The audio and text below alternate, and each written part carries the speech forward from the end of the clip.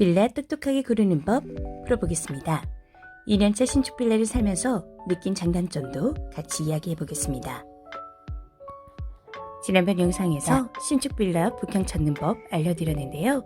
이 샌드위치 패널을 보게 되면 이곳이 북향이라는 걸 쉽게 알 수 있습니다. 빌라 전세를 구하면서 가장 주안점으로 두었던 건 첫 번째, 서울에 1억 8천 미만 전세를 구하는 것이었습니다. 두 번째는 일렬 주차가 가능한 곳이었으면 좋겠다고 생각을 했습니다. 주차 대수도 넉넉했으면 좋겠다고 생각했죠. 세 번째는 아이가 마음껏 뛰놀 수 있는 공간이었으면 좋겠다고 생각을 했습니다. 그래서 필로티 구조를 선택하게 되었습니다. 실거주하면서 느낀 장점은 첫째, 신축이라 굉장히 깨끗했고 올 화이트 계열로 인테리어가 되어 있어서 굉장히 깔끔했습니다. 두 번째는 아래에 집이 없어서 우리 아이가 마음껏 뛰어놀 수 있었습니다. 세 번째, 공동 관리비가 2만 원대로 굉장히 쌌습니다. 그에 반해 단점으로 첫째, 하자는 복불복이었습니다. 저층이나 고층은 더 주의가 필요하고요. 저는 하수구 역류 사건을 2번 겪고서 굉장히 힘들었습니다. 제가 살기 이전에 세입자가 살고 있었는데 곰팡이나 결로 때문에 문제가 있어서 저희가 들어오기 전에 시공을 따로 해주었습니다. 그리고 네 번째는 분리수거나 음식물 처리 등 관리 문제 등이 있을 수 있고 가장 결정적으로 다음 세입자를 구해줄 때까지 51번을 보여주고 나서야 계약이 성사되었습니다. 그중 하수구 역류 사건은 굉장히 큰 사건이었는데 주방과 출입문이 순식간에 온통 물로 가득 찼습니다. 꾸룩 소리 내면서 싱크대에서는 톱밥과 흙 등 이물질이 솟아오르기도 했습니다. 첫 번째 문제가 발생했을 때는 일회성으로 했지만 두 번째 발생했을 때는 고압 세척을 이용하였습니다.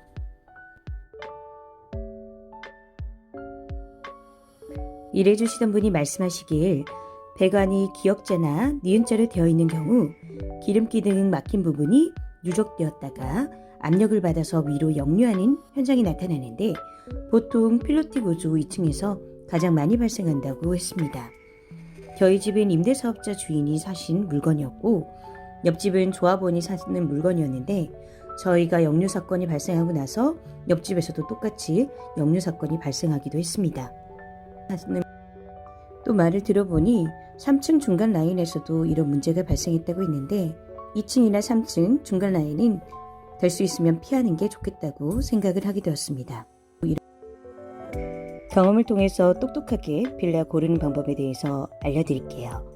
첫 번째는 집주인의 직업 안정성을 보는 것입니다.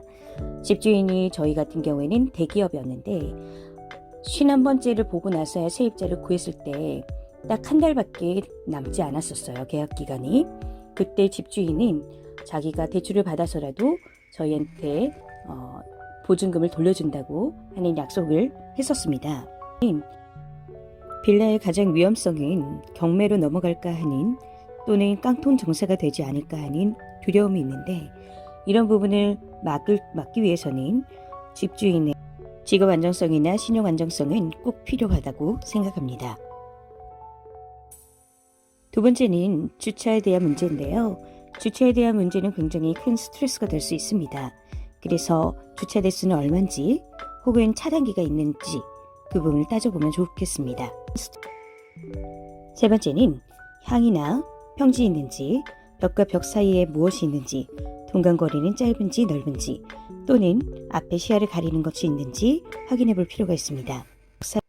간혹 중개사님들이 북향이어도 상관없다 이렇게 얘기하시는데 북향은 곰팡이라든지 결로 이런 데에 취약하기 때문에 굉장히 따져봐야 됩니다. 네 번째는 분리수거나 혹은 음식물 쓰레기함 등 있는지 바닥에 쓰레기 등이 없는지 등 확인할 필요가 있습니다.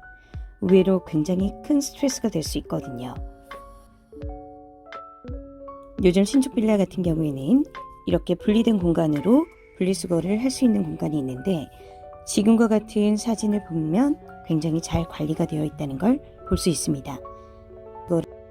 보통 청소는 청소업체에 주 1회, 주 2회 등 위탁하게 됩니다. 똑똑하게 전셋집구에서 스트레스 없이 행복하게 사시길 바랍니다. 시청해주셔서 감사합니다.